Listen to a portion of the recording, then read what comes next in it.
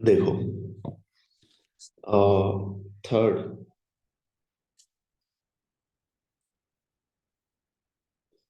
एंटनर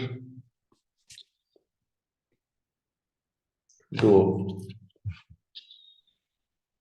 ये भी रेस्पिरेशन का ही पार्ट है। हाँ, ये सब रेस्पिरेशन की बात है। ED pathway. ठीक है, ये तीन पाथवे होते हैं, इसको बोलते हैं, कहीं पर दिख जाए इसको बोलते हैं पीपीपी, या फिर इसका और भी नाम है हेक्सोस मोनो फॉस्फेट पाथवे। ठीक है, हेक्सोस मोनो फॉस्फेट पाथवे और shunt.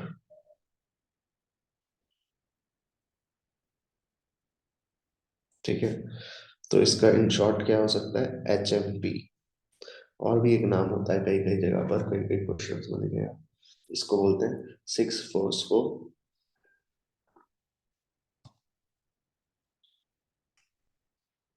Gluconic acid, gluconate pathway. Right, 6 phospho gluconate pathway. ये हो गया। ये जो पीपीपी है, ये बताया था किसने, एक साइंटिस्ट थे जिनका नाम था, दो साइंटिस्ट थे एक्चुअली, वॉरबर्ग। वॉरबर्ग इफेक्ट बताया था ना आप लोगों को मैंने।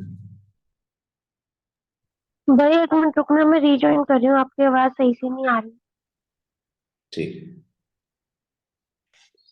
अरे वॉरबर्ग इफेक्ट कहाँ पे बताया था यार, याद है किसी को? फोटोसिंथेसिस में बताया। फोटोसिंथेसिस में बताया ना, ये रहा, यही वॉरबर्ग। हाँ ऑक्सीजन में किया था ना। हाँ, वॉरबर्ग इफेक्ट। तो वही यही वाला वॉरबर्ग है, वॉरबर्ग और डिकन्स। ठीक है, ये पाथवे कहाँ पर होता है ये ध्यान रखना। ये इसके बारे में बहुत ज्यादा डेप्थ में जा सकते हैं, लेकिन हम जाएंगे नहीं। बस आपको नाम पता होना चाहिए। ठीक है, कभी कई क्वेश्चन में दिख गया कि भाई और क्या तरीका है, यही तरीका है क्या बस पायरुविक एसिड बनाने का, कि ग्लाइकोलिसिस करते रहो। और भी तरीके से ग्लाइकोलिसिस होता है, जैसे ये वाला पाथवे। तो this pathway is very common, pentose phosphate pathway जो है वो बहुत कॉमन है। ठीक है, कहाँ पे, it is very common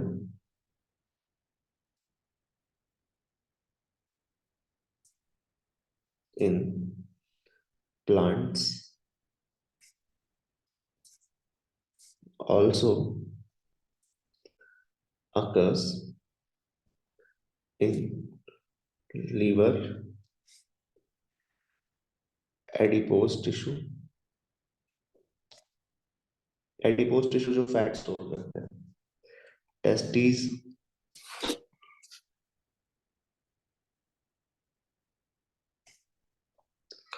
ovaries,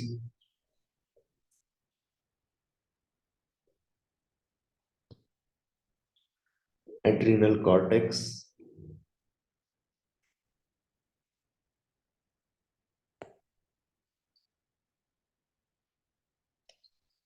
mammary glands,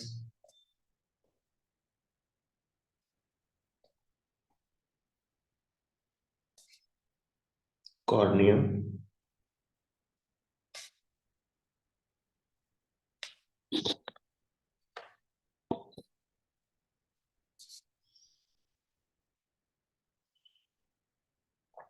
IELTS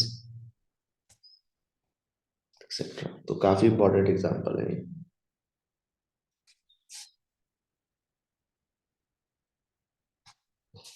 ठीक है, plants, liver, human adipose tissue, testis, ovaries, adrenal cortex, memory gland, cornea, islets, इन सब जगह पर ये हो सकता है। ठीक है, थोड़ा सा एटीपी मॉलिक्यूल को सर्च करते हैं, मतलब उस पर थोड़ा सा जाते हैं, थोड़ा सा पढ़ते हैं एटीपी मॉलिक्यूल के बारे में। नोट हो गया क्या? इतना जल्दी से नोट करो। हो गया नोट? ये सब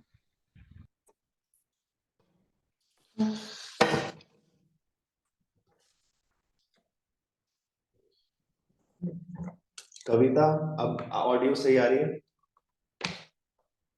हाँ भैया अभी सही है। नहीं है सही? सही है भैया सही है।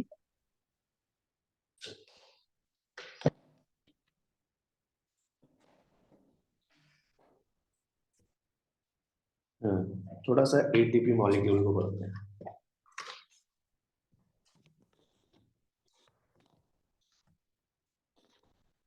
एटीपी एडिनोसाइन ट्राइफॉस्फेट तो सब जानते हैं, इसके अलावा क्या है?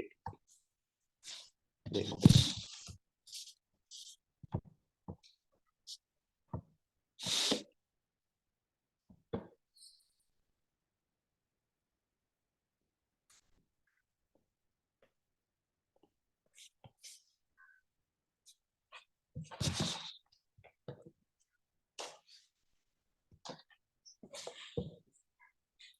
एटीपी मॉलिक्यूल, पहली बात तो याद रखना कि एक न्यूक्लियोटाइड है।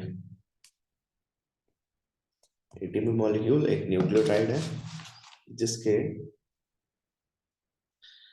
आपको पता है कि हर न्यूक्लियोटाइड के जनरली कितने कंपोनेंट होते हैं? 3 ये कंपोनेंट्स। पीपीपी नहीं है? हाँ, ये पीपीपी में है? नहीं नहीं नहीं, टॉपिक खत्म, वो मैं पढ़ा ही नहीं रहा आपको। ये बस 3 आपको ठीक। और बता दिए। ठीक है, कैसे होता है क्या होता है उसमें जाना ही नहीं हमको। ठीक है, बस इसके नाम पता होने चाहिए। और पीपीपी थोड़ा सा इंपॉर्टेंट है, तो इसका एग्जांपल यहाँ पर। ठीक है, कैसे होता है ये नहीं पूछेगा। ठीक है, ठीक है।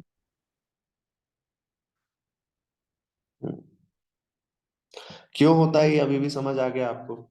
ये हो ही किस ले रहा है भाई? मेन मोटिव है हमारा यहाँ पे वो बनाने का, पायरुविक एसिड। इन सब प्रोसेस से इवेंचुअली पायरुविक एसिड ही बनना है। ठीक है, इन सब प्रोसेस से इवेंचुअली क्या बनेगा? पायरुविक एसिड ही बनेगा। बस इसलिए ये प्रोसेस हो रही है।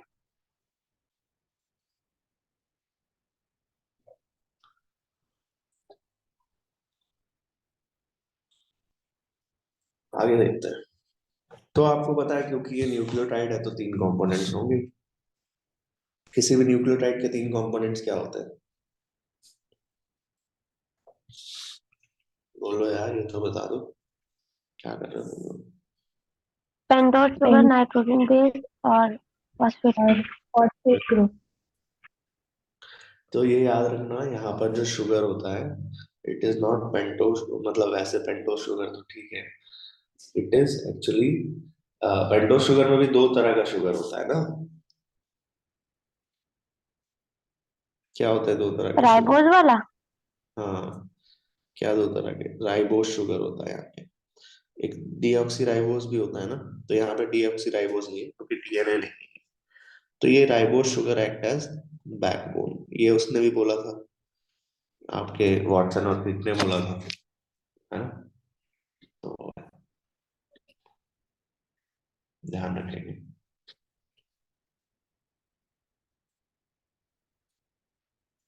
दूसरी चीज जो यहाँ पर होती है वो क्या होती है? Nitrogen base. अब नाइट्रोजन बेस तो बहुत तरह के होते हैं, कौन से नाइट्रोजन बेस देखने को मिलेगा यहाँ पे? बताओ। हम्म, यूरासिल वाला।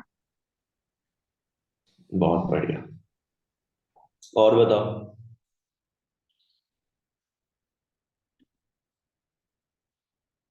एडिनम। नाम में पता चल रहा है यार।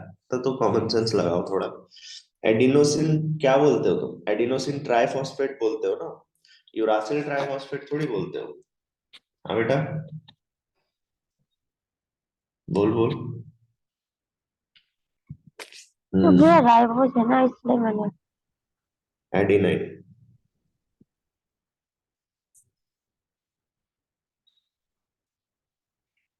थर्ड कंपोनेंट क्या होता है? Triphosphate group. यहाँ पे 3 फॉस्फेट लगे हुए होते हैं, है ना? ट्राइफॉस्फेट, तभी तो एडिनोसिन ट्राइफॉस्फेट बोल रहे हो। तो ट्राइफॉस्फेट ग्रुप। फाइन। जब एक एटीपी टूटता है तो कितनी एनर्जी देता है? 1 ATP molecule 1 ATP molecule gives us the energy of 7.3 kilo calorie. ठीक है। 1 ग्लूकोज मॉलिक्यूल, और एक ग्लूकोज मॉलिक्यूल से कितनी एनर्जी मिलती है? 1 glucose molecule gives us the energy of, एक ग्लूकोज मॉलिक्यूल से जो एनर्जी मिलती है।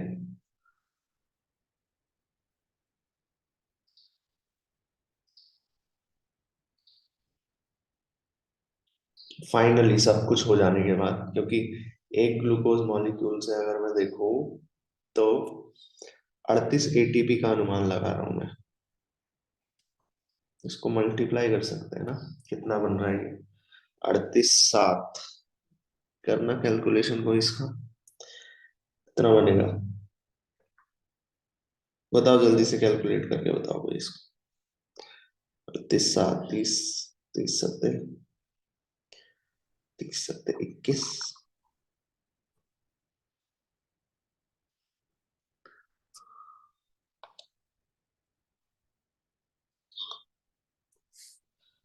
जल्दी बताओ इसको, कितना बन रहा 266। है? 266?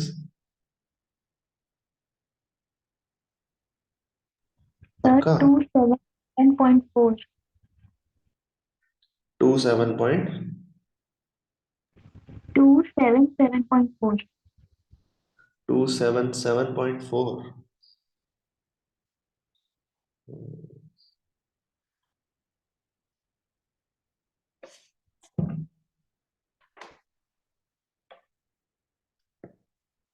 तो किलो कैलोरीज।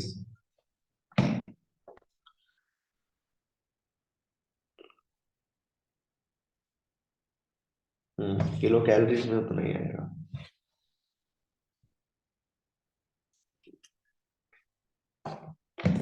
भैया ये सब तो पीडीएफ में है ही नहीं, कौन सा पीडीएफ? जो कल भेजा था। क्या? वही जिसका, जो कल भेजा था आपने, उसका ही रेस्पिरेशन का क्या भेजा था मैंने? टेस्ट के लिए। हाँ तो उसमें क्या हो गया? उसमें ये सब तो है ही नहीं। उसमें नहीं है? अरे तो उसमें नहीं है तो क्या हो गया? हाँ। पढ़ना है। ठीक है।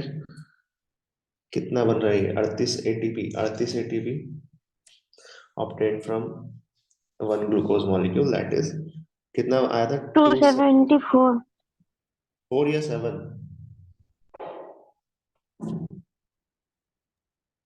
277। 0.3 किलो कैलोरीज। इसको कई बार ये क्वेश्चन पूछता है किसमें, तो कई बार ये क्वेश्चन पूछता है उसमें, किलो जूल में पूछ लेगा। तो किलो जूल में ये याद रखना, 1292 किलो जूल बन जाता है। और ये हम बात किसकी कर रहे हैं? एरोबिक रेस्पिरेशन की बात कर रहे हैं। ठीक है। अच्छा, ये इसकी बात करूं, 1 एटीपी मॉलिक्यूल यील्ड्स कितना एनर्जी, तो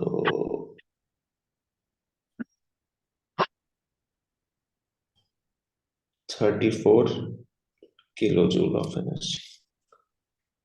ठीक है।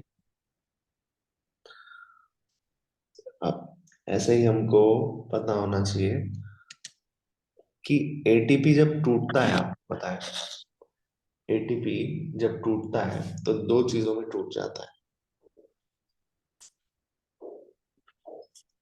ADP plus inorganic phosphate. अब एक इनऑर्गेनिक फॉस्फेट टूटा ना यहाँ पे, जब ये इनऑर्गेनिक फॉस्फेट टूटता है तब हमें मिलती है 7.3 किलो कैलोरी वाली एनर्जी। ठीक है, किलो कैलोरी वाली एनर्जी। तो क्या हम बोल सकते हैं कि energy of this ATP, energy in ATP is stored in its phosphate group, in its phosphate group। ठीक है। और फॉस्फेट ग्रुप के बारे में आपको थोड़ा सा पता होना चाहिए कि फॉस्फेट ग्रुप्स जो होते हैं, these phosphate groups are negatively charged. इतना नेगेटिवली चार्ज्ड होते हैं, याद है फॉस्फेट ग्रुप्स, फॉस्फेट ग्रुप्स है ना, phosphate groups are negatively charge, इतना नेगेटिवली चार्ज होता है कि they make the DNA negative. याद आ रहा है, पढ़ा है ये। Yes sir. हाँ, तो फॉस्फेट नेगेटिवली चार्ज होते हैं। ठीक है। अब ये क्योंकि ये फॉस्फेट फॉस्फेट नेगेटिवली, देखो तीन फॉस्फेट है इसके पास, है ना, इसके पास तीन फॉस्फेट और तीनों नेगेटिवली चार्ज है। ठीक है। तो क्या होता है, क्योंकि नेगेटिवली चार्ज है, सब नेगेटिवली चार्ज है, तो आपस में ये रिपेल करेंगे या अट्रैक्ट करेंगे? रिपेल। They repel. क्योंकि ये रिपेल करते हैं आपस में, ठीक है, जिसको बोलते हो आप केमिस्ट्री में या बोलते हो इलेक्ट्रो इलेक्ट्रोस्टैटिक रिपल्शन। ठीक है, इलेक्ट्रोस्टैटिक रिपल्शन। इसी वजह से, क्योंकि ये रिपेल करते हैं, इसी वजह से ये जो दो फॉस्फेट के कोवेलेंट बॉन्ड्स होते हैं, two covalent bonds joining joining the phosphates, two covalent bonds joining the phosphates are unstable। ये अनस्टेबल होता है।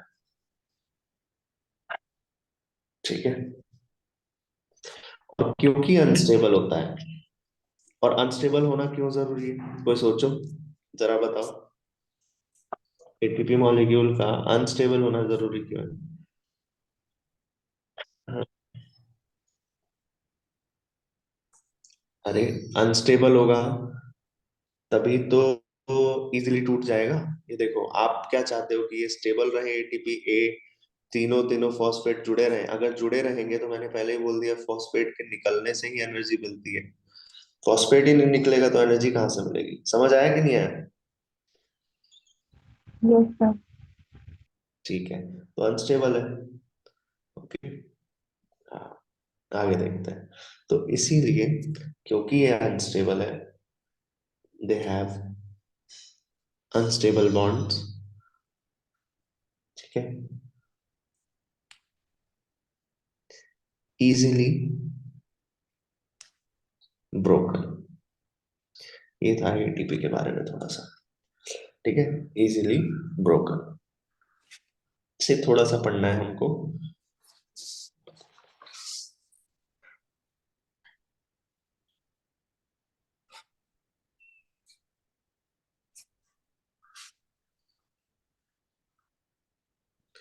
थोड़ा सा पढ़ना है हमको किसके बारे में, एनएडी मॉलिक्यूल के बारे में थोड़ा सा पढ़ते हैं। नोट हो गया ना इतना?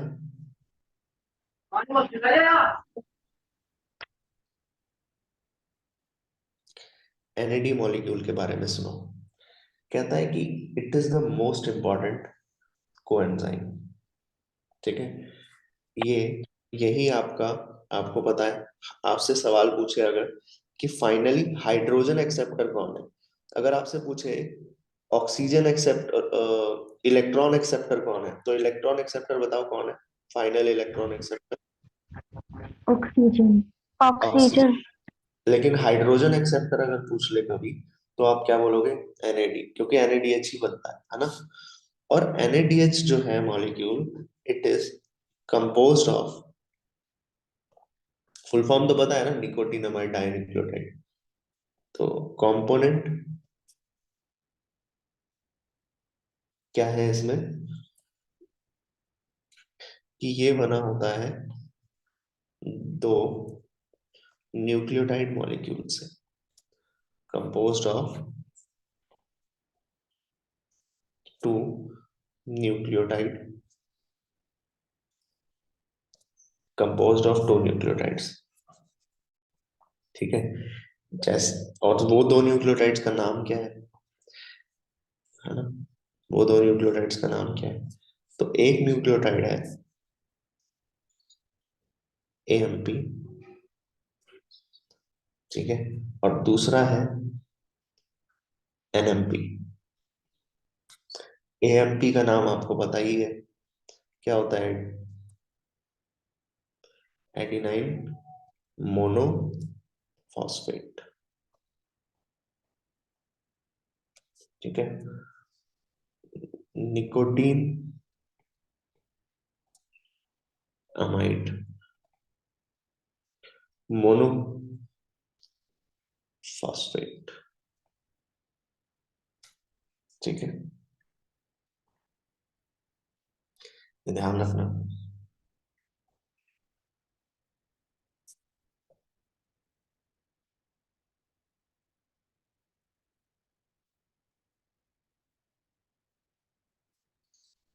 इससे पहले हम लोगों ने ये जो पढ़ा था, क्वेश्चन आया था इसका, कि ये जो शंट होता है, हेक्सोस मोनो फॉस्फेट पाथवे और शंट, ये पाथवे जो होता है ये डिस्कवर किया था वॉरबर्ग और टिकन्स ने। इसमें कितने ATP मिलते हैं, ध्यान रखना, it produces finally 36 ATP, produces 36 ATP। ठीक है, एक लॉ है जो आपको पता होना चाहिए, that is want, easy easy law है, वांट हॉफ्स लॉ। वांट हॉफ्स लॉ क्या कहता है, वांट हॉफ लॉ क्या कहता है, बताया था क्या ये कभी, वांट हॉफ लॉ बीच में? बॉन्ड ऑफ फैक्टर पढ़ा है केमिस्ट्री में। हाँ वही है, वही है, वही है ये। ठीक है,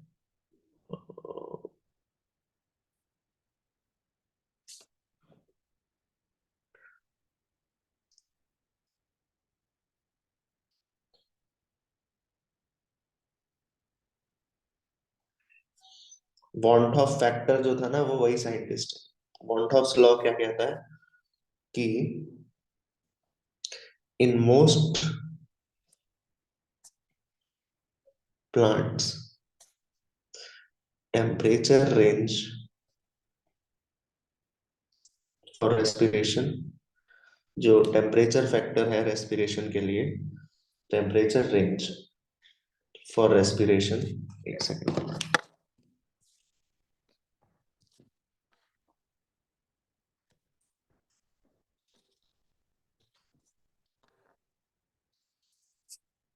टेम्परेचर रेंज फॉर रेस्पिरेशन, कितना टेम्परेचर चाहिए होता है, मतलब ज्यादातर जो आपके प्लांट्स हैं वो किस रेंज ऑफ टेम्परेचर पर रेस्पिरेशन करते हैं, ये वॉन हॉफ ने बताया था। ठीक है, बिटवीन 0 to 45 डिग्री सेल्सियस बस। ठीक है, एक और बात बोली इसने, ठीक है, कि जो रेट ऑफ रेस्पिरेशन है ना, rate of respiration, rate of respiration क्या हो जाएगी? Increases, increases 2 to 3 times for every rise of 10 degree Celsius. ठीक है, और इसी को आप लोग, दिस इज द फेमस, कि रेट ऑफ रेस्पिरेशन जो है वो 2 से 3 गुना बढ़ जाएगी 10 डिग्री सेल्सियस टेम्परेचर बढ़ाने में। इसी को आप लोग Q10 और वॉन्ट हॉफ्स लॉ बोलते हो।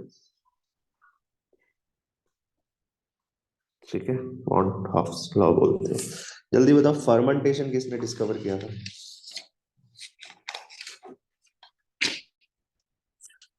फर्मेंटेशन किसने डिस्कवर किया था?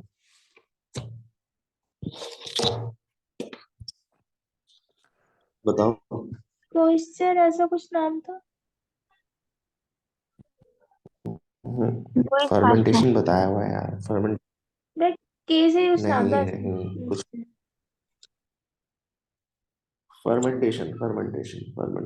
Fermentation was discovered by, term दिया था ना उसने तो,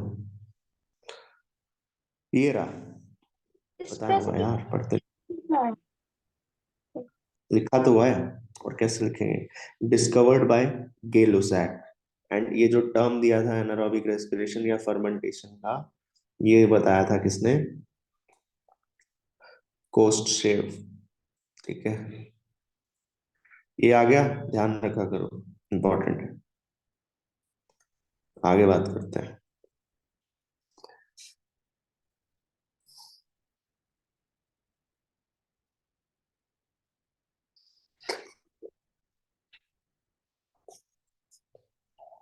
जब रेस्पिरेशन के बारे में बात कर रहे हैं तो थोड़ा सा ब्रॉड व्यू लेकर चलते हैं। ठीक है। भैया थोड़ा नीचे करना स्क्रीन।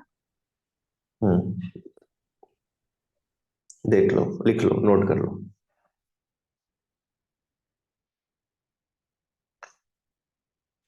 भैया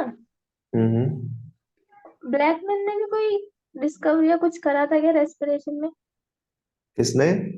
ब्लैकमैन ने, क्योंकि उस पर क्वेश्चन आया था एक। ब्लैकमैन लॉ तो वो था यार तुम्हारा वो उधर। फोटोसिंथेसिस में है ना, लेकिन उस पर क्वेश्चन आया था रेस्पिरेशन से रिलेटेड, इसलिए। हम्म,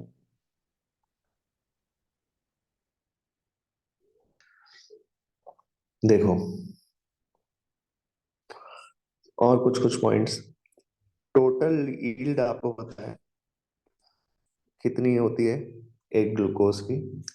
टोटल यील्ड आप लोगों को पता है 38 ATP होती है। ये बात पता है कि नहीं? और वो किसमें होती है? प्रोकैरियोट्स में ना। प्रोकैरियोट्स में टोटल यील्ड निकलती है 38 की। यूकैरियोट्स में कितनी हो जाती है बताओ? 36। 36 ATP।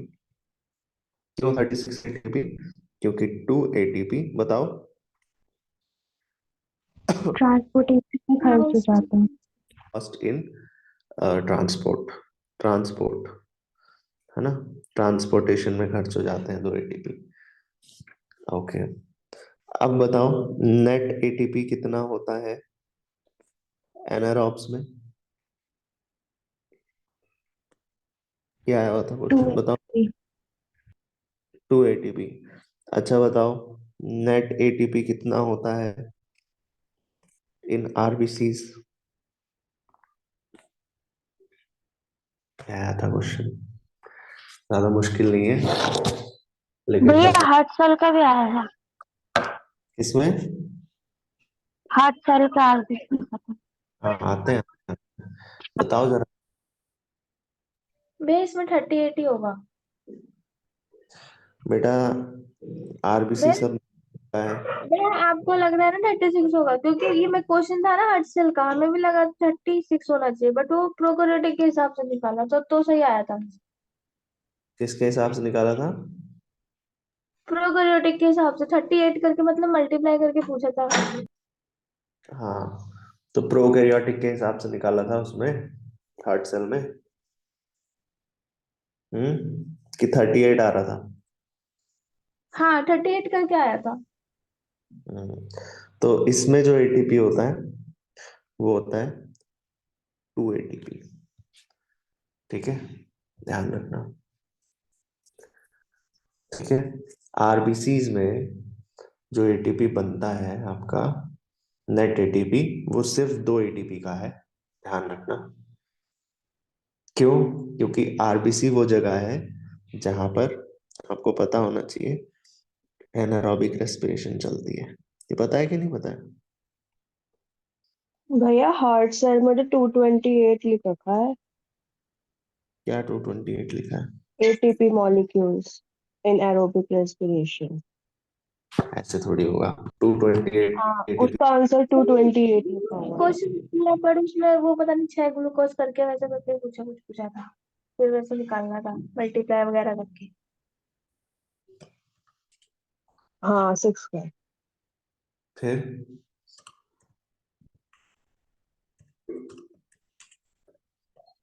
आरबीसी का भी ध्यान रखना है, ऐसे पूछते हैं। ठीक है, ये हो गया एटीपी। आरबीसी बहुत इंपॉर्टेंट है। ठीक है, एक और चीज यहाँ पर इंपॉर्टेंट है, बैक्टीरिया में। फिर अब मुझे बताओ, यहाँ पे फोटोसिंथेसिस तो, मत सॉरी, रेस्पिरेशन तो होगा नहीं। क्यों? क्योंकि इसके पास, सॉरी, ये जो चेंज वेंज है, इसके पास तो, क्या बोल रहा था मैं यार? भैया प्रोकैरियोट्स पे हार्ट भी होता है। यार कैसी बातें कर रहे हो तुम?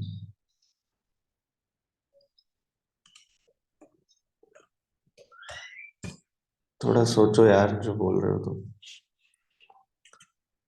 प्रोकैरियोटिक सेल्स में क्या बोल रहे हो तुम? दोबारा बोलना। Heart cell. Prokaryotic organism, prokaryotic organism का एक दो एग्जांपल बताओ। बैक्टीरिया। एरिया। बैक्टीरिया बैक्टीरिया के पास हार्ट होता है? हार्ट तो हाँ। तुमको एनिमल में देखने को मिलेगा ना, और वो भी सारे एनिमल्स में नहीं देखने को मिलता है। हाँ या ना? और एनिमल हाँ यूकेरियोट होते हैं, प्रोकैरियोट होते हैं। चैप्टर 2 का वो। यूकेरियोट। हाँ, होता है कभी कभी ऐसा, सस्ते नशे करते हैं ना जब हम। होता है। यूकेरियोट्स में तो होता है ना हार्ट सेल। यू बेटा, कैसी बात कर रहे हो तुम? कोई यूकैरियोटिक ऑर्गेनिज्म में, यूकैरियोटिक सेल में कहाँ हार्ट होता है? यूकेरियोटिक। हाँ भैया वही ऑर्गेनिज्म। हाँ, यूकैरियोटिक ऑर्गेनिज्म, सारे यूकैरियोटिक ऑर्गेनिज्म में हार्ट कैसे हो सकता है? कैसे हो सकता है सारे यूकैरियोट? एक बात बता, यूकैरियोटिक ऑर्गेनिज्म में कौन कौन से ऑर्गेनिज्म आ जाते हैं तुम्हारे? प्रोटिस्टा। क्या प्रोटिस्टा के पास कोई हार्ट है? फंजाई। नहीं। प्रोटिस्ट सब यूकैरियोटिक ही तो है, ये प्रोटिस्टा, फंजाई, प्लांट। हाँ। टेबल याद है ना? एनिमल्स, एनिमल्स में हार्ट मिलता है सिर्फ और सिर्फ। Heart is the transporting organ which is only present in animals. क्या एनिमल्स में भी सब में प्रेजेंट है हार्ट? नहीं। एनिमल्स में भी दो चीजें हैं, नॉन कॉर्डेट्स और कॉर्डेट्स। कॉर्डेट्स। हार्ट किस में मिलेगा? कॉर्डेट्स। कॉर्डेट्स भी बहुत टाइप के होते हैं, यूरोकॉर्डेटा, सिफेलोकॉर्डेटा और वर्टिब्रेटा। हार्ट किस में मिलेगा? वर्टिब्रेट। वर्टिब्रेट्स में तो मिलेगा, उसमें फिर थोड़ी मिलेगा। वर्टिब्रेट में मिलेगा, राइट। तो आप पूछ रहे हो कि यूकैरियोट्स, अब मैं आपसे ये, आपका सवाल ये है क्या कि यूकैरियोट्स के पास हार्ट सेल्स होते हैं कि नहीं होते हैं? समझ आया? आया कि नहीं आया? तो ये है। तो ये जो भैया, फिर जो 30 हार्ट सेल का एटीपी निकाला है, तो फिर तो कह रही है प्रोकैरियोटिक के हिसाब से निकाला है प्रोकैरियोट्स, तो वो कैसे निकाल लिया? पता नहीं कौन सा क्वेश्चन है, मैं देखता हूँ एक बार। हार्ट सेल्स का ये है ना, हार्ट सेल्स अलग ही चलते हैं अपना। हार्ट हार्ट सेल्स क्योंकि कंटिन्यूअसली इनको क्या करना होता है, बीट करना होता है। ठीक है, तो इनका अगर आप देखोगे, हार्ट सेल्स में एक चीज की, एक खास तरह की सेल डिवीजन होती है। कौन सी सेल डिवीजन होती है, किसी को याद है? It goes into a phase of heart cells, उसको बोलते हैं जी नॉट फेज, है ना? तो उनको एनर्जी ज्यादा चाहिए, इसलिए वो एक एक चीज स्किप कर रहे हैं, एंड दैट इज व्हाट। देखते हैं क्या है, ये भेजा था ना कल। 109।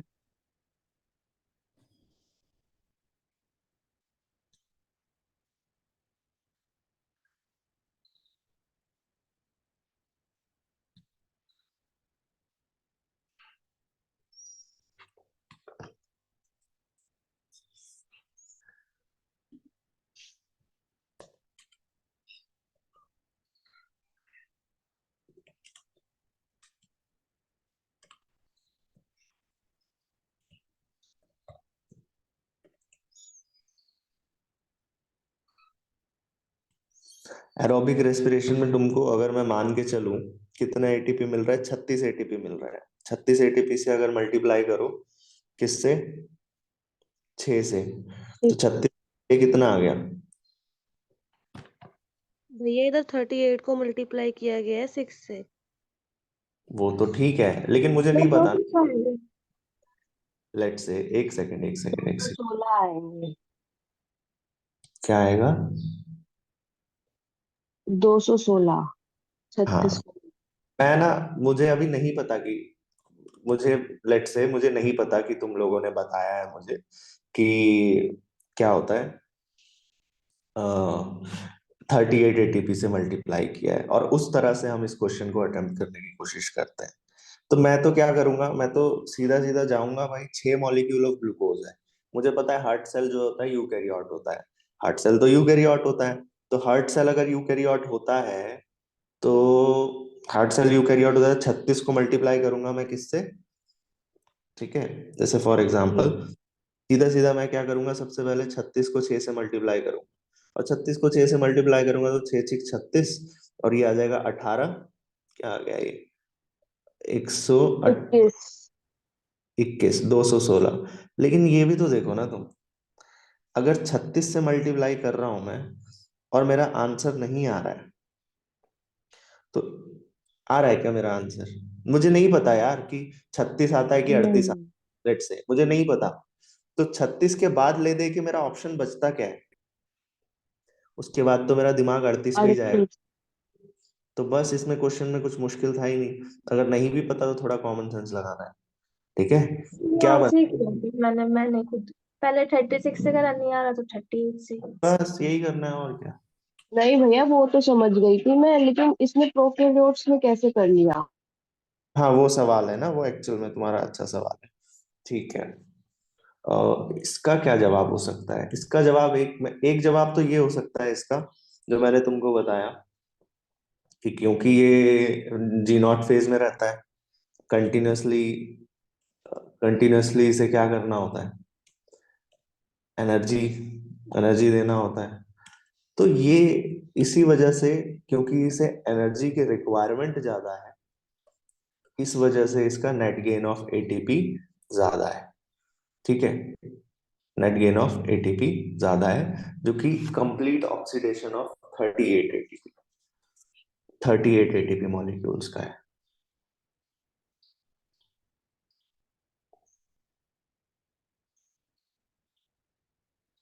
समझ आया? बस एटीपी के चलते इसको प्रोकैरियोट कर दिया। हम्म,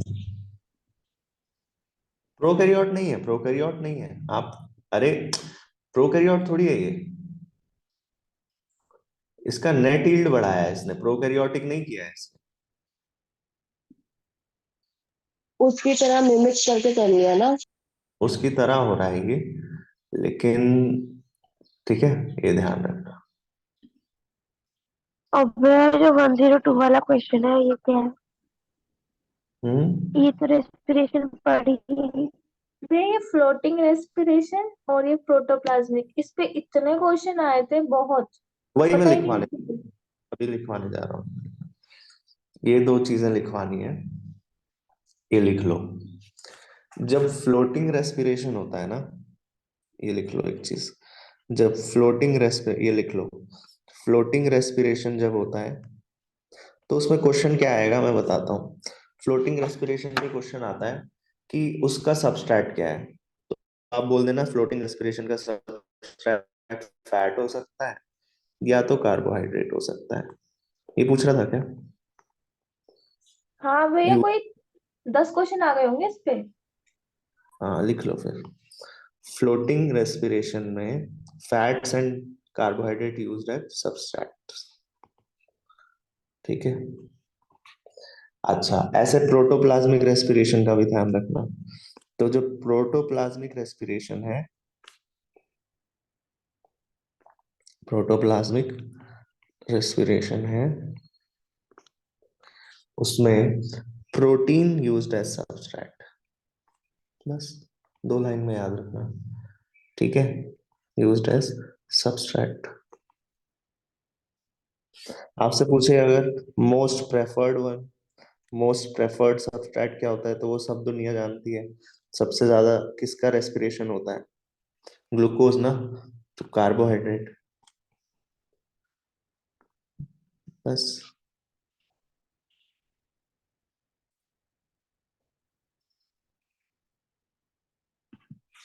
और एक रीजन मैं बताता हूँ तुमको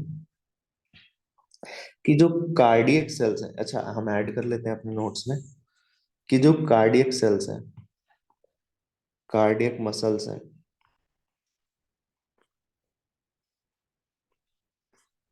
have net gain of 38 ATP. इसका एक रीजन मैं ये लिखता हूं आपको कि कार्डियक मसल्स, लिख लो कि cardiac muscles are fatigue less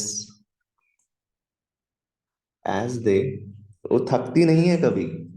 ठीक है, फटीग लेस मसल्स थकती नहीं है कभी, as they have, as they have enzymes to convert. जब ये कंटिन्यूअसली काम कर रही है ये, तो लैक्टिक एसिड तो बनेगा ही बनेगा इनकी बॉडी में ना। ठीक है, लैक्टिक एसिड तो बनेगा ही बनेगा। तो एनारोबिक रेस्पिरेशन में बनता है लैक्टिक एसिड तो। अरे लैक्टिक एसिड तो एनारोबिक रेस्पिरेशन में बनाया था ना हमने।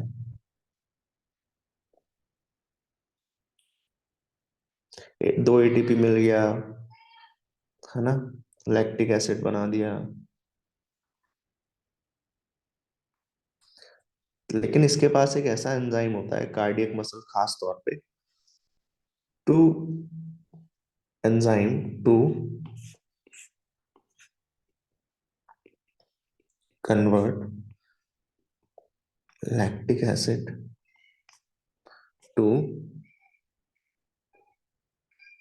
Pyruvic acid.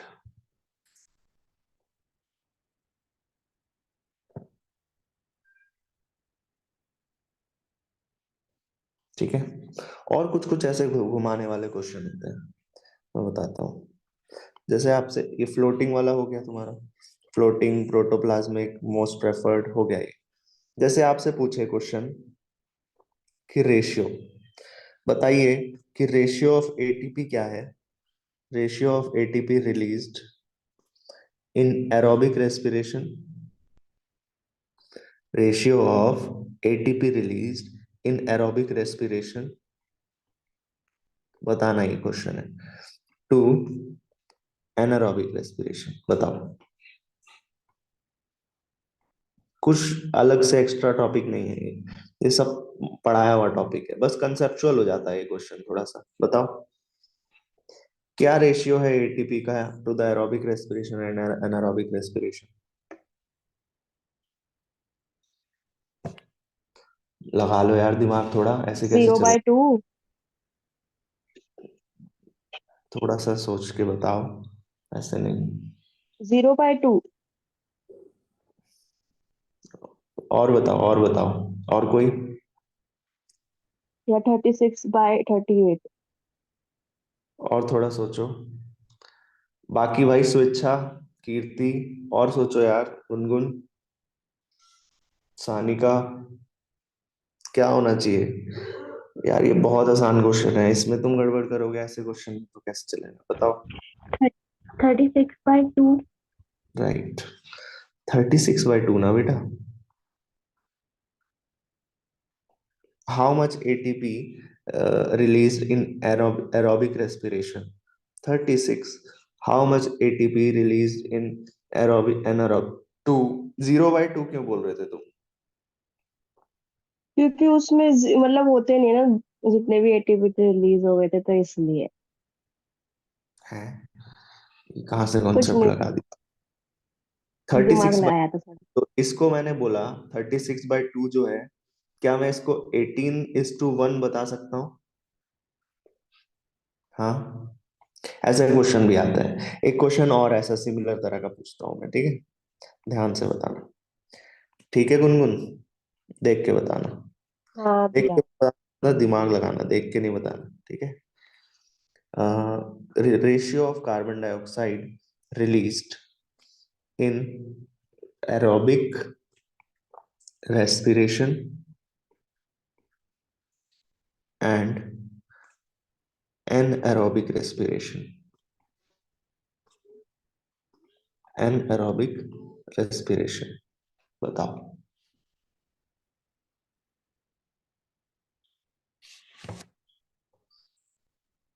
बोलो बोलो।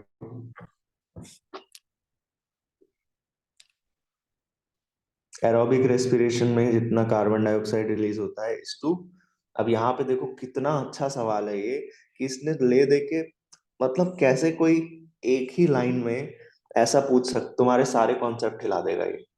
अब आप सोचने लग जाओगे कि पूरे जितना भी हमने एरोबिक रेस्पिरेशन पढ़ा उसमें कितना कार्बन डाइऑक्साइड रिलीज हुआ, और ये एनारोबिक में कितना कार्बन डाइऑक्साइड रिलीज हुआ, ऐसे क्वेश्चन आते हैं, ठीक है? 3/1। क्यों 3/1? क्योंकि एरोबिक रेस्पिरेशन में क्रैब साइकिल में CO2 निकलता है ना? कितने और सीओ?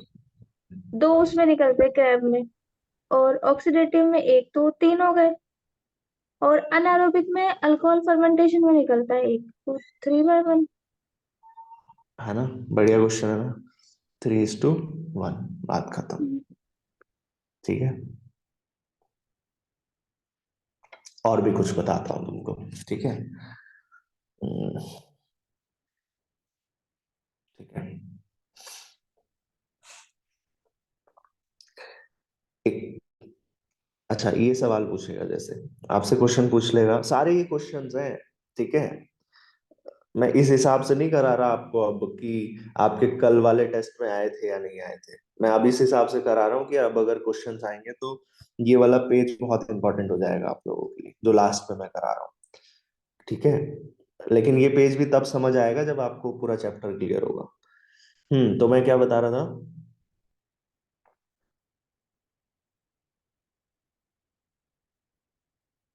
क्या बोल रहा था मैं? हाँ, एरोबिक रेस्पिरेशन कहाँ पर होती है मेजरली, बताओ?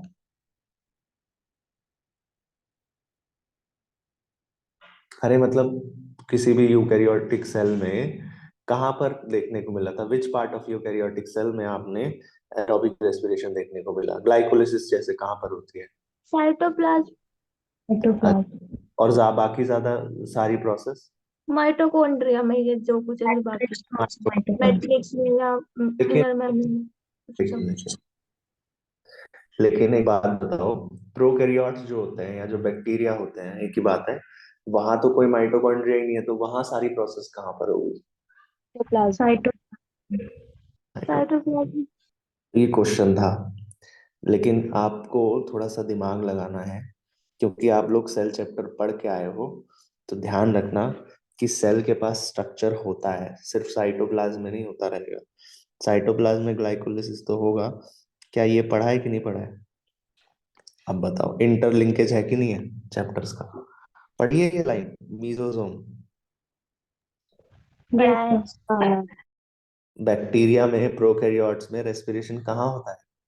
ये उन्होंने सेल चैप्टर में लिखा है, रेस्पिरेशन इन प्लांट्स में नहीं लिखा है, लेकिन क्वेश्चन पूछेगा वो। ये लाइन पढ़ी है कि नहीं पढ़ी है यार? हाँ भैया, पढ़ाई थी हाँ रेस्पिरेशन। पढ़ी है। हाँ हाँ, भैया। लिंक करना है। देखो,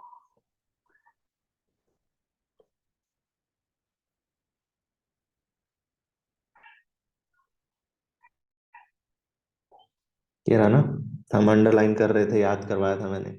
mesosome which is found by the extension of plasma membrane into cell, these extension are the form of vesicle, tubule और lamella, they help in cell wall formation.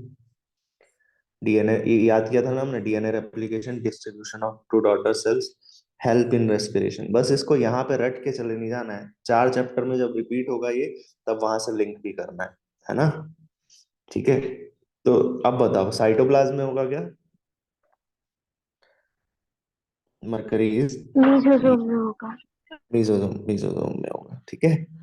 Membranes in folds. Question जो है वो थोड़ा सा conceptual से ज्यादा आने लगे हैं, तो ध्यान रखना।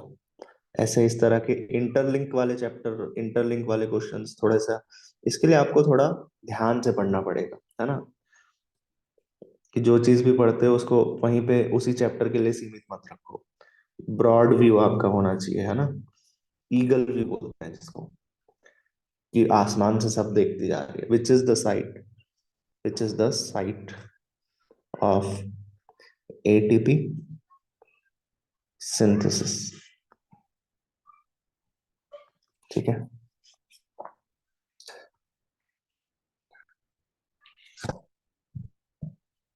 ठीक है, कुछ जहर के नाम बता दे रहा हूँ, कभी किसी का मर्डर करना हो तो, ठीक है। कभी जीवन में ऐसी ऐसी आपदा आ जाए, अरे भैया वो वाला बताओ जो आप बताते हो, वो जो हार्ट की बीमारी होती है जिन लोगों को, वो वाला। नहीं नहीं, वैसे मैं बताता हूँ। भैया एक वो भी होता है ना मैंने जिसको खा गई खिला थी। देते हैं, पोस्टमार्टम में भी नहीं आता कि जहर खा के मरा है। नाम याद कर लो अभी तुम, मिलेगा तो है नहीं है, लेकिन याद कर लो। कुछ रेस्पिरेटरी पॉइजन्स होते हैं, डायनाइट्रो फिनॉल, ठीक है। ये क्वेश्चन, एंटीनाइसिन डी, साइनाइड तो सबको पता है, ठीक है।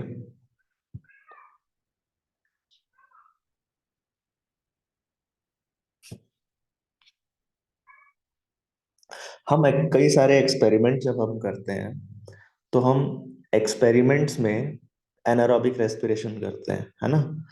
एरोबिक रेस्पिरेशन नहीं करते हैं। जब लैब वगैरह में एनारोबिक रेस्पिरेशन करते हैं, ठीक है। तो जब लैब में एनारोबिक रेस्पिरेशन करते हैं, तो वहां पे किस एलिमेंट का हम यूज करते हैं? तो वहां पे याद रखना मरकरी, ये इंपॉर्टेंट है, बस मरकरी याद रखना कि mercury is used in anaerobic respiration. Mercury is used in anaerobic respiration. Experiments की बात कर रहा हूं मैं, एक्सपेरिमेंट्स जब हम करते हैं, क्यों? As it does not react with, क्योंकि ये कार्बन डाइऑक्साइड के साथ रिएक्ट नहीं करता, ठीक है। कार्बन डाइऑक्साइड,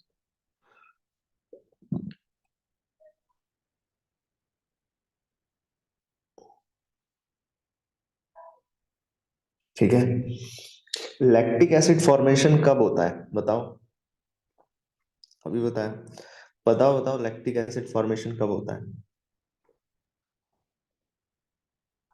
अरे बताया था ये तो, भूल गए क्या? जब एक्सरसाइज करते हैं तो मसल्स में lactic acid, pain lactic acid होता है कि नहीं होता है? बिल्कुल। And that causes muscular cramps याद आ रहा है? पेन होता है एक्सरसाइज करने के बाद, वो इसी वजह से होता है, राइट? तो और कहाँ लैक्टिक एसिड फॉर्मेशन होता है अगर याद रखना हो हमें, तो ये पेज बहुत इंपॉर्टेंट बन रहा है यार। Lactic acid formation also occurs in cancer cells, in cancer cells, which is in located deep in the tumors। जो ट्यूमर्स बनते हैं वहां पे लैक्टिक एसिड बनता है। तो वहां पे लैक्टिक एसिड करता क्या है, वहां पे lactic acid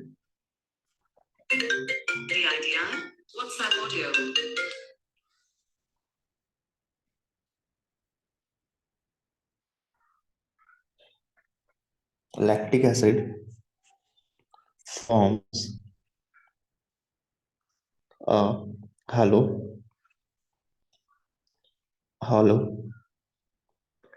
around the cancer cells। और ये हॉलो जो है वो क्या करता है, इनएक्टिवेट कर देता है, which inactivates the immune system.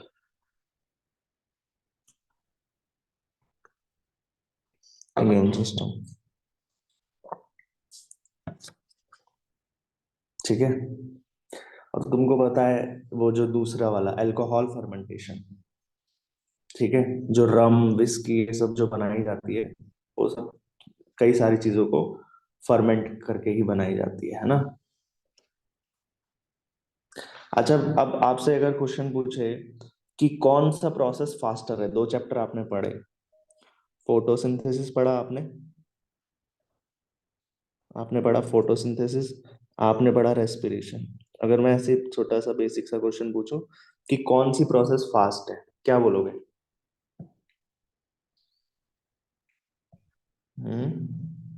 बताओ बताओ। रेस्पिरेशन। फोटोसिंथेसिस। बाकी कुछ तो जवाब दो यार। फोटोसिंथेसिस। फोटोसिंथेसिस, ध्यान रखना, फोटोसिंथेसिस इज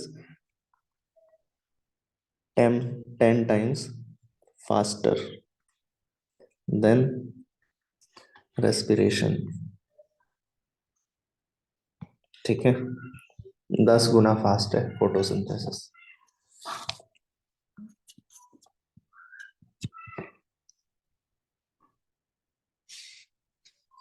और कुछ भैया, NADPH और NADH, मतलब जैसे सेम ही है। NADPH जो है हाँ, कई जगह वो, पर यूज देते हो पी, और कई जगह पर नहीं लिखते हो, यही ना। हाँ, और वो फोटोसिंथेसिस में यूज करते हैं और रेस्पिरेशन में NADPH यूज नहीं होता। नहीं है वहां पे, हाँ ना, लेकिन सेम ही मतलब है, उसमें ज्यादा कोई पंचायती है नहीं उसमें, ठीक है, कि वहां पे पी लगा देते हैं, यहाँ नहीं लगाते हैं, यहाँ NADH ही लगाते हैं, फॉस्फेट नहीं लगाते हैं, बस यही सही है। फोटोसिंथेसिस वाले जो हुआ था तो उसमें था NADH और NADPH। यहाँ पे आपने देखा ही नहीं होगा NADPH लिखा हुआ कहीं, है इस चैप्टर में कहीं, है ही नहीं यहाँ पे, लेकिन है वो सेम ही चीज, ठीक है, इसमें कोई ऐसा दिक्कत वाली बात नहीं है, सेम ही है वो, ठीक है।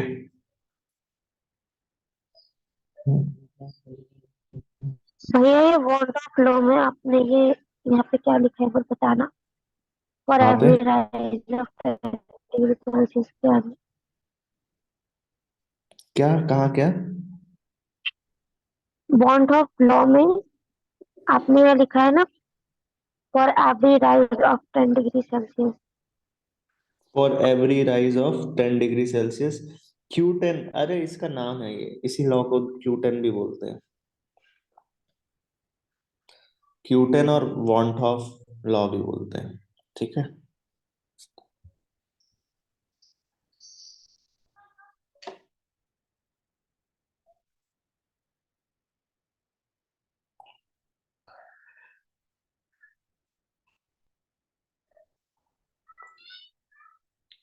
एक पेड़ होता है पता है, कमाल का, जिसका नाम है crab tree.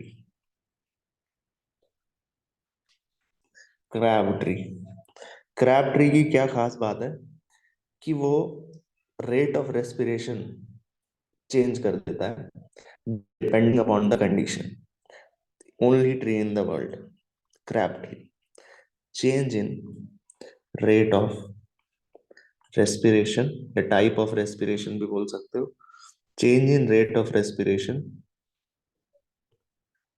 with change in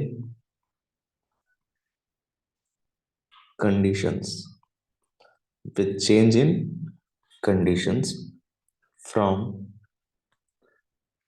aerobic to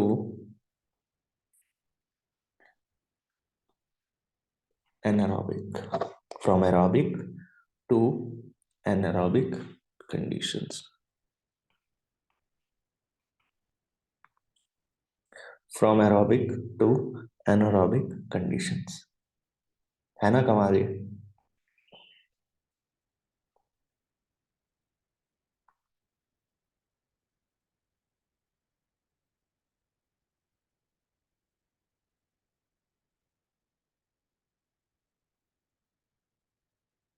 ठीक है, तो यहाँ पे सब आपका सारे जो फैक्ट्स जो कुछ लिखवाने थे मुझे वो मैं लिखवा चुका हूँ।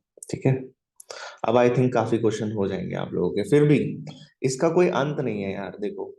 ठीक है, इसका कोई अंत नहीं है कि आगे ऐसा भी हो सकता है, अगर मैंने यहाँ पे आपको 10 बातें लिखवाई हैं एडिशनली, तो ऐसा हो सकता है कि आपको कोई 11वीं बात, कोई 11वां फैक्ट जब आप क्वेश्चन करोगे तो मिल जाएगा। ठीक है, जो 11वां फैक्ट फैक्ट जब आप क्वेश्चंस करोगे तो आपको मिल जाएगा।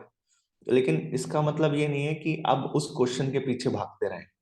ठीक है, आपको बहुत ज्यादा टाइम वेस्ट नहीं करना होता है उसमें। जैसे मैं करता हूँ कि जैसे कुछ नया मिल गया मुझे, ठीक है, मैं बस क्या कर देता हूँ, उसको अपने नोट्स में ऐड कर दो, दिमाग में ऐड कर लो कि हाँ भाई इसमें ये भी होता है, बात खत्म। ठीक है, बहुत ज्यादा उसमें पंचायती, क्योंकि मेन जो क्वेश्चन आएगा ना तो यहीं से आएगा। एक पॉइंट और ऐड कर लें, जैसे कि हम इसमें कि कार्बन डाइऑक्साइड प्रोडक्शन कभी भी होता है तो उसको मेजर करने के लिए कौन सा इंस्ट्रूमेंट होता है, तो carbon dioxide production is measured by, एक साइंटिस्ट था गेनोंग नाम का, गेनोंग्स रेस्पायरोमीटर, उसने बनाया था रेस्पायरोमीटर। उससे हम कार्बन डाइऑक्साइड प्रोडक्शन देखते हैं कि कितना हो रहा है। ठीक है, आया समझ। ठीक है, यस बड़े। सर। तो यस। यहाँ पे आपका चैप्टर, फिर मैं बोल रहा हूँ अगर आपको कोई फैक्ट मिलता है किसी क्वेश्चन वगैरह में तो आप अपने नोट्स में ऐड करते रहना। That's how you update your notes. कर वो अपडेट हमेशा होता रहेगा चाहे। ठीक है, पढ़ते रहोगे, क्वेश्चंस करते रहोगे। ठीक है, अब लेकिन इसका मतलब ये नहीं है कि कोई थ्योरी की मोटी सी किताब उठा लो आप। ठीक है, ठीक है, ट्रूमैन्स उठा लो आप, ठीक है, या प्रदीप्स उठा लो, बहुत सारी किताबें हैं, एलन, आकाश, इन सब के नोट्स उठा के वो सारा कॉपी अपने नोट्स में करने लग जाओ, उतना जरूरत नहीं। आपको जरूरत यह है कि जब आप क्वेश्चंस करो तो क्वेश्चंस में से कुछ पॉइंट्स अगर आपको एक्स्ट्रा मिले, समझ रहे हो बात क्या कह रहा हूं मैं? हेलो। यस। यस हाँ तो सर। ठीक है, समझ आ रहा है। हाँ भैया। सर मैंने आपको कुछ क्वेश्चन पूछे थे। हाँ, कुछ क्वेश्चंस भेजे थे, देखता हूँ मैं।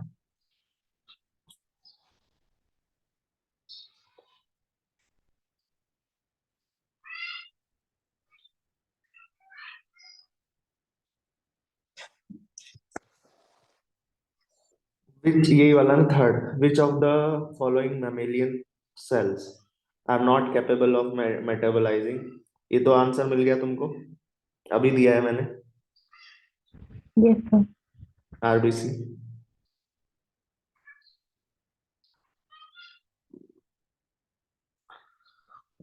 सेवंथ क्वेश्चन या sixth question, seven. The energy releasing metabolic process in Energy releasing metabolic process in which substrate is oxidized without external electron acceptor is called, कहाँ गया? हम्म एक ऐसा एनर्जी रिलीजिंग मेटाबॉलिक प्रोसेस जिसमें in which substrate is oxidized without an external electron acceptor. Electron acceptor की जहां कोई जरूरत ही ना पड़े, इलेक्ट्रॉन एक्सेप्टर की जरूरत ही ना पड़े। तो इलेक्ट्रॉन कैसे ग्लाइकोलाइसिस का ग्लाइकोलिसिस में कौन सा इलेक्ट्रॉन एक्सेप्टर चाहिए होता है, वही सोच रहा हूँ मैं। कुछ चाहिए होता है? नहीं चाहिए होता ना। प्रोसेस तो वही एंजाइम से एंजाइम खत्म हो जाती है। नहीं समझ आया? फिर अच्छा, इसका फर्मेंटेशन है। फर्मेंटेशन है इसका आंसर। फर्मेंटेशन है तो फर्मेंटेशन क्यों है इसका आंसर? फर्मेंटेशन में, हाँ फर्मेंटेशन होगा इसका आंसर। सही है आंसर। क्यों होगा फर्मेंटेशन आंसर, बताओ जरा। तो ये तो मैंने पीछे से देख के बताया है। अरे मैं बता रहा हूँ फर्मेंटेशन क्यों होगा आंसर। फर्मेंटेशन इसलिए होगा आंसर क्योंकि फर्मेंटेशन की प्रोसेस में कौन सी इलेक्ट्रॉन एक्सेप्टर, इलेक्ट्रॉन कुछ होता ही नहीं यूज, ग्लाइकोलिसिस होता है। और ग्लाइकोलिसिस के ठीक अगर यहाँ पे फर्मेंटेशन ऑप्शन में नहीं होता ना तो आंसर इसका ग्लाइकोलिसिस होता। कि ग्लाइकोलिसिस के ठीक बाद जो है वो पायरुविक एसिड बना और पायरुविक एसिड जो है वो सीधा खर्च होने लग गया, है ना। वहां पे कोई इलेक्ट्रॉन एक्सेप्ट कहाँ कर रहा है, वहां पे तो बस ये देखो, एनारोबिक रेस्पिरेशन का कोई भी प्रोसेस हो वो आंसर होगा इसका। ठीक है, बस पायरुविक एसिड बना और पायरुविक एसिड लैक्टिक एसिड में कन्वर्ट होने लग गया। कोई इलेक्ट्रॉन एक्सेप्टर का कुछ यूज है यहाँ पे, बताओ। वो तो एरोबिक रेस्पिरेशन के लिए होता है ना। समझ आया? यस सर आपके। आगे नेक्स्ट, नेक्स्ट क्वेश्चन कौन सा है? तो क्यों नहीं हो? मैंने बोला ना अगर ऑप्शन में तुम्हारा फर्मेंटेशन नहीं होता तो ग्लाइकोलिसिस आंसर होता। तो इसका मतलब ये भी तो है ना, ये देख कविता, अगर इसने फर्मेंटेशन आंसर दे दिया तो फर्मेंटेशन में ग्लाइकोलिसिस तो होती ही है, समझे? हाँ या ना? अरे फर्मेंटेशन हाँ में मैं ग्लाइकोलिसिस तो होती है, तो इसका मतलब ग्लाइकोलिसिस आंसर करेक्ट है, जहां पे किसी एक्सटर्नल इलेक्ट्रॉन एक्सेप्टर की जरूरत नहीं होती। ठीक है, ग्लाइकोलिसिस आंसर करेक्ट है, लेकिन more correct is always the ठीक करेक्ट। है। समझ आया? तो ग्लाइकोलिसिस के कंपैरिजन में फर्मेंटेशन इज बेटर आंसर। ठीक है, और कौन सा है? तो ये दोनों है 10 और 11। 10 और 11। The three boxes in diagram represent the three major biosynthetic pathway in aerobic respiration. Arrows represent net reactant or products. ठीक है, arrow number 4, 8, 12 can all be। अच्छा, बोल रहा है कि 4, 8, 4, 8 और 12, 4, 8 और 12, 4।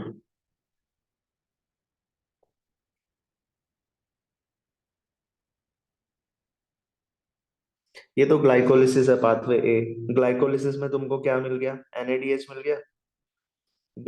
कौन से, अरे क्या ऐसी चीज है जो तीनों में मिलती है? सरल क्वेश्चन है ये। एनएडीएच होना चाहिए ना इसका आंसर।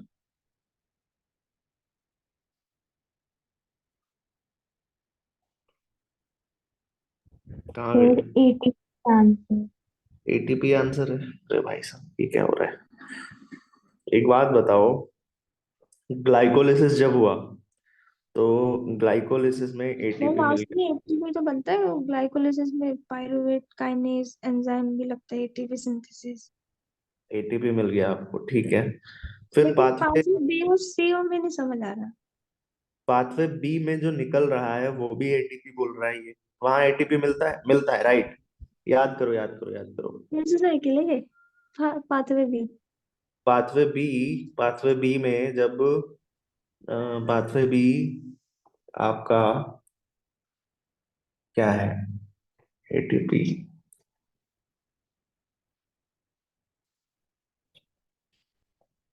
ये तो, या मोर और लेस ये आपका वो टू ऑक्सीडेटिव डीकार्बोक्सिलेशन NADH होना चाहिए यार इसका आंसर। तुमने भी NADH ही लगाया होगा सबसे पहले, है ना?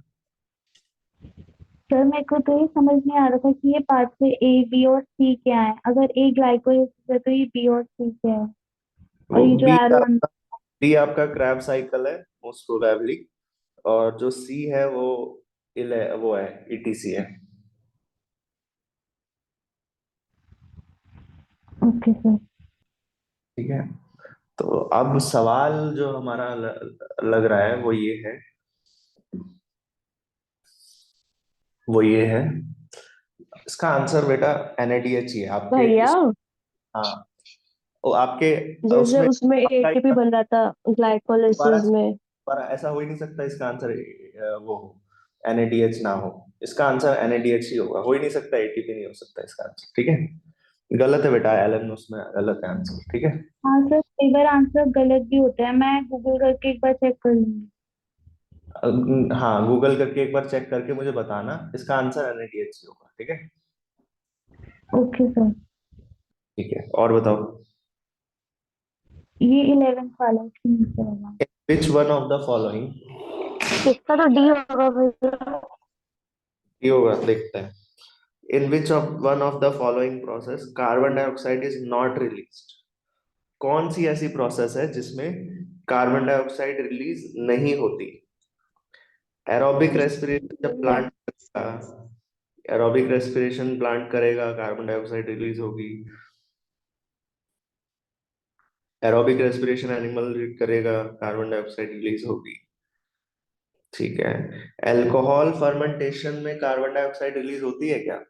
हाँ भैया होती है। तो हाँ फिर भैया अगर होती है। अल्कोहल लैक्टेट में फर्मेंटेशन नहीं होती। है, लैक्टेट वो फर्मेंटेशन में नहीं होती। ऐसे कैसे हो सकता है यार, फर्मेंटेशन में? नहीं भैया, लैक्टिक नहीं है। पायरुविक एसिड बनता है, फिर लैक्टिक एसिड बन जाता है, उसको फिर 20% 80% ऐसे ही होता है, इसमें तो है ही नहीं। नहीं है। अल्कोहल फर्मेंटेशन भी होता है, डिकार्बोक्सिलेशन अबे बाकी और किसी एक में। बात बताओ, अगर नहीं बनता, कार्बन हाँ, डाइऑक्साइड नहीं बनता, तुम लोग 3:1 का रेशियो कैसे बताते? मैंने बोला तो था अल्कोहलिक फर्मेंटेशन के हिसाब तो से। भैया अल्कोहल के बेस में बताया है। ये देखो ना बेटा, तो मैंने मैंने तो बताया अल्कोहल ही बोला था ही कि अल्कोहलिक रेशियो फर्मेंटेशन का है। Ratio of carbon dioxide released in aerobic respiration and anaerobic respiration, वो जो रेशियो है वो 3:1 का है। मतलब एक ATP तो मिलेगा ही मिलेगा दोनों में, सॉरी एक कार्बन डाइऑक्साइड तो दोनों ही प्रोसेस में मिलेगा। ठीक है, लिखा नहीं है हमने वो अलग बात है, लेकिन मिलना चाहिए। कार्बन डाइऑक्साइड तो मिलना ही चाहिए ना जब रेस्पिरेशन हो रहा है तो, है ना? आपने क्यों नहीं लिखवाया? होगा ना, यहाँ पे लिखा हुआ देखो तुम, कहीं ना कहीं।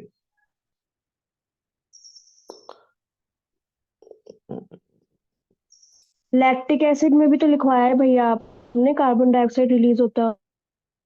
नहीं लिखवाया यार, शायद क्योंकि इनके रिएक्शन में भी नहीं है ना। In fermentation, incomplete oxidation of glucose is achieved under anaerobic condition by set of rare pyruvic is converted. Hmm,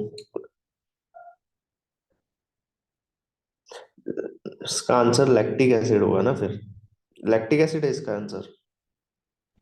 yes sir. इसका आंसर लैक्टिक एसिड होगा क्योंकि लैक्टिक एसिड में नहीं निकल रहा है। हाँ सही बोल रहे हैं। ठीक है, लैक्टिक एसिड फर्मेंटेशन। और नेक्स्ट एक और क्वेश्चन होगा बस। 26 27, 26 पर। RQ is less than 1 at the time of respiration, बताओ।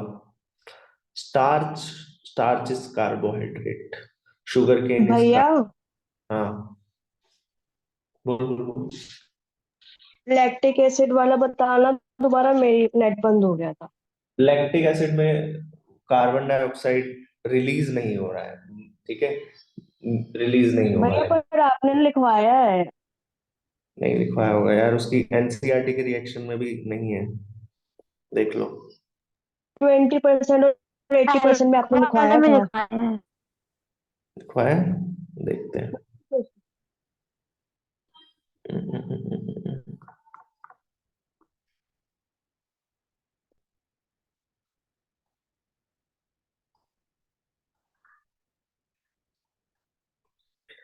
20% lactic acid undergoes complete aerobic breakdown in liver.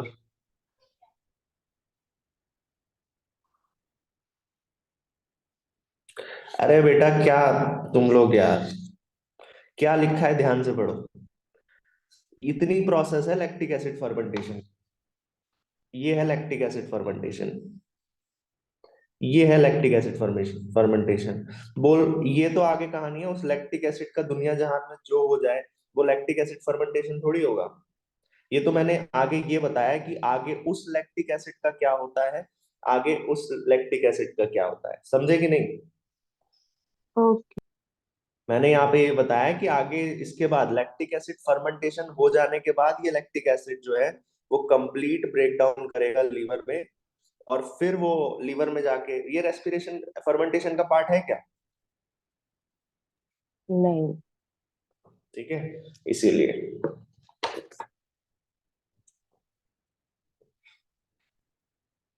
RQ is less than 1 at the time of respiration of, RQ is less than 1 तो आपका glucose में होता ही है। Ground नट कम किस में होता है यार, एक से कम किस में होता है, लिखवाया है ना ये, नहीं, बताओ। फैट और प्रोटीन में होता है एक से कम।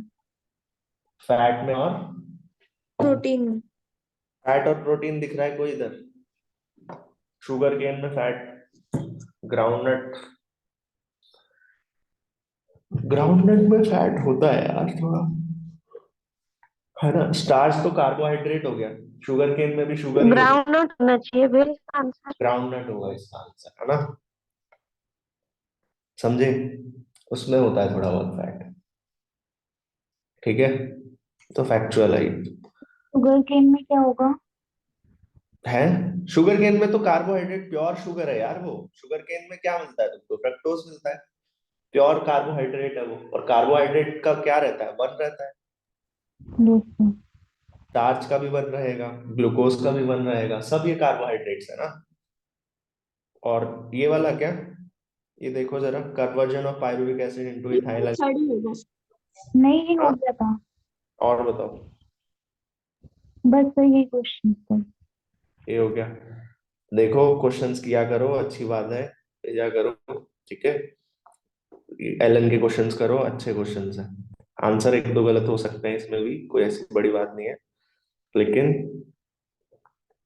किया करो क्वेश्चंस, ठीक है। क्वेश्चंस करोगे तो आपको कई सारी चीजें मैं जो पढ़ा देता हूँ उससे भी एक्स्ट्रा व्यू मिलेगा तुमको, ठीक है, थोड़ा जानने को मिलेगा। अब सुन लो आगे का प्रोसेस क्या है।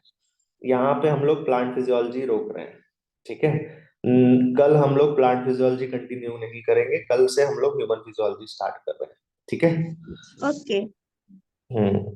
एक चैप्टर में प्लांट फिजियोलॉजी का रोक रहा हूँ, उसके पीछे रीजन है कि आप लोगों का अभी टेस्ट है एक, ठीक है। अगर प्लांट फिजियोलॉजी कंटिन्यू कर गई तो मार खा जाओगे, देखो ये चीज नोट देखी थी मैंने।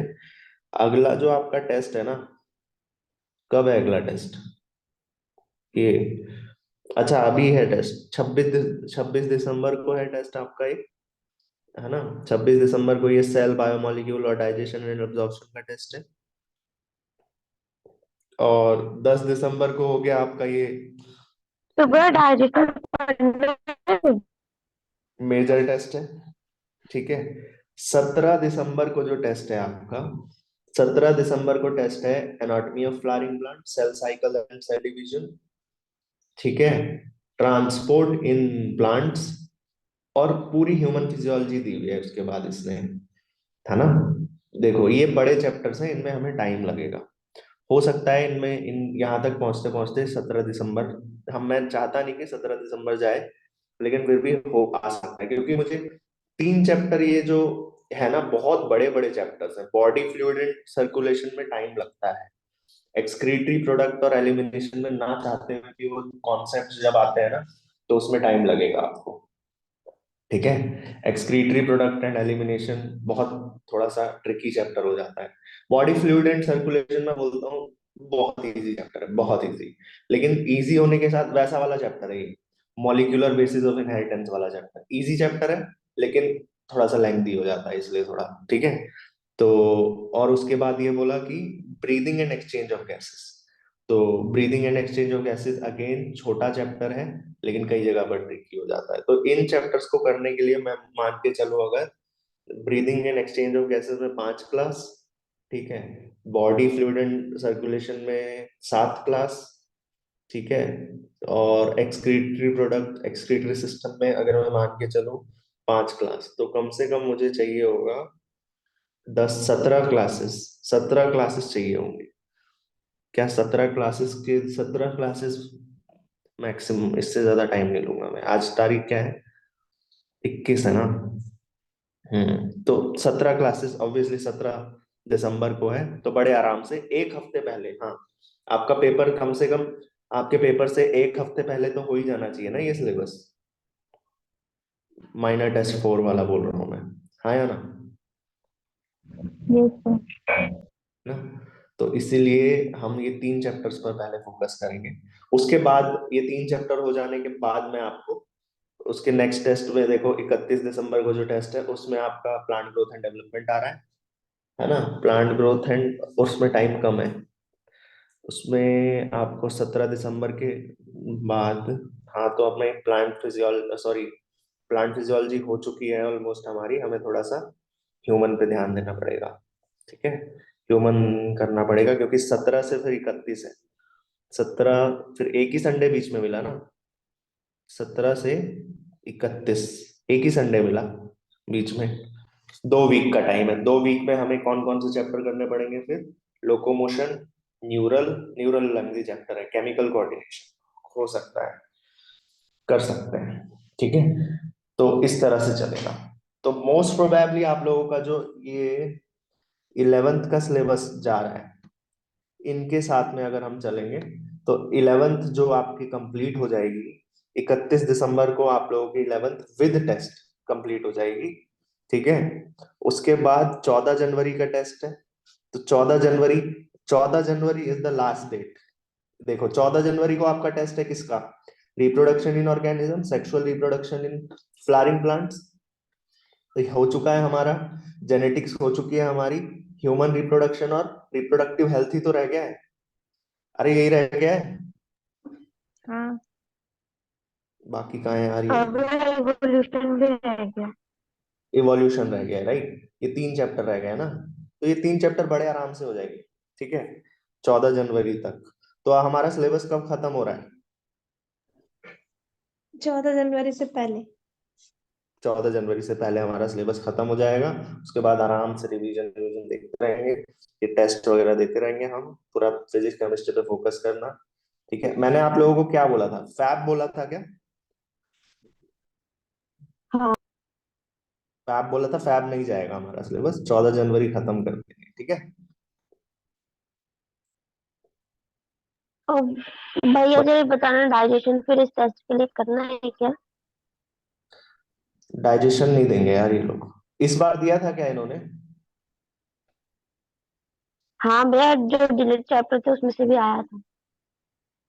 डिलीट चैप्टर कौन से डिलीट? पूरा नहीं चैप्टर जो आया था। कहाँ आएगा यार, पूरा डिलीटेड चैप्टर में से थोड़ी देगा ये।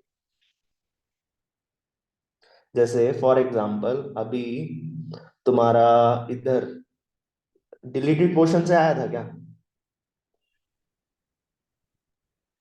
नहीं बस देगा एक वो। ही बार आया था। कुछ कुछ क्वेश्चन थे। अब नहीं आएगा, अब नहीं आएगा, डोंट वरी। ठीक है, ठीक है। तो पूरा डाइजेशन एंड एब्जॉर्प्शन ऐसा चैप्टर नहीं पढ़ना है। ठीक है, जिसमें जैसे देखो ये सब सब टीचर, किसी भी टीचर की अगर तुम बात सुनो ना, तो सब टीचर यही बोल रहे हैं कि जो MR सर का भी शायद था यही, वो भी यही बोल रहे थे कि जो चैप्टर कंप्लीटली डिलीट हो गए हैं और उनका कोई लिंक नहीं है, उनको पढ़ने की जरूरत नहीं है। ठीक है, अगर जिसमें से एक दो टॉपिक डिलीट हुआ है किसी चैप्टर में से और उसका लिंक बना रहा है, सेंस बना रहा है, तो पढ़ लो उस टॉपिक को, इरिस्पेक्टिव वो डिलीट हो गया, पढ़ लो, कोई जाता नहीं उसमें कुछ। ठीक है, एक दो टॉपिक एक्स्ट्रा पढ़ लोगे तो उसमें कुछ तुम्हारा बहुत ज्यादा लुट नहीं जाएगा कुछ, है ना। तो बस यही है। समझ आया क्या चलना है कल से? कल हम लोग हाँ शुरू भैया। कल हम लोग शुरू करेंगे बॉडी फ्लूइड सर्कुलेशन। चलो, राधे राधे। राधे राधे। राधे राधे राधे भैया। राधे।